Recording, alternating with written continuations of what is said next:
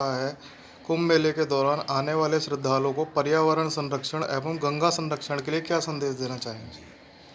देखिए, जितने भी इस कुंभ मेला में आने वाले संपूर्ण भारत से और संपूर्ण विश्व से जो श्रद्धालु हैं, वो यहाँ जब आए हैं तो सबसे पहले सर्वप्रथम तो 2 बातों का ध्यान रखें कि अपनी आरटी-पीसी रिपोर्ट नेगेटिव साथ में लेके आएँ और मास्क लगाएँ और 2 गज की दूरी का पालन करें।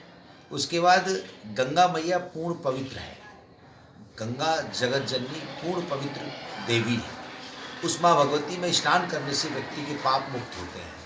तो यहाँ आने वाले श्रद्धालुओं से ये विनम्रतापूर्वक निवेदन कि गंगा में कोई भी ऐसी वस्तु ना डालें जिससे गंगा प्रदूषित हो।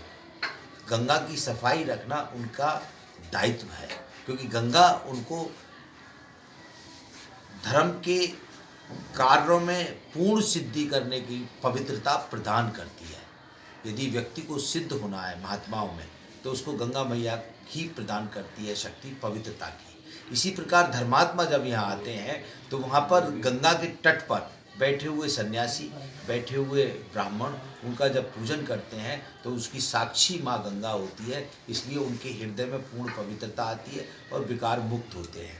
तो जिस प्रकार वो विकार मुक्त होते हैं, इसी प्रकार वो गंगा को प्रदूषण मुक्त रखें, तभी उनके अंतःकरण में आध्यात्मिक शक्तियों की चेतना जागृत होती है। तो ये कहना चाहिए। गुरु, जनसंख्या बढ़ने के कारण लगातार पेड़ पौधों का कटान हो रहा है।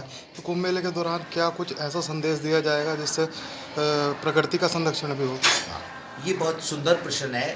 प्रकृति और पुरुष, आदिदेव महादेव भगवान शिव आदि पुरुष हैं और जगत जननी माँ भगवती प्रकृति के रूप में। प्रकृति और पुरुष, यदि हम प्रकृति के अंदर पेड़ पौधों का संरक्षण करेंगे तो हमारे वातावरण का शुद्धिकरण होगा। हमारे वातावरण में पूर्ण रूप से शुद्धि और सिद्धियां विराजमान रहेंगी।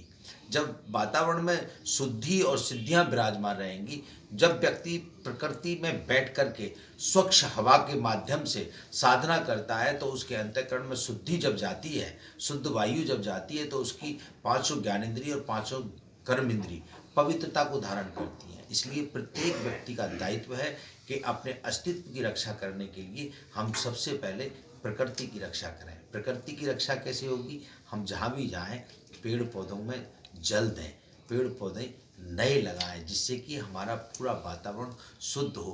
पेड़ों की रक्षा करना भी हमारा धर्म है, प्रकृति की रक्षा करना भी हमारा धर्म है। और जो धर्म के पथ पर चलता है उसको प्रकृति की रक्षा से हमेशा जुड़ा रहना चाहिए, क्योंकि प्रकृति है तो हम हैं, प्रकृति है तो हमारा अस्तित्व है, प्रकृति है तो हमारा व्यक्तित्व है।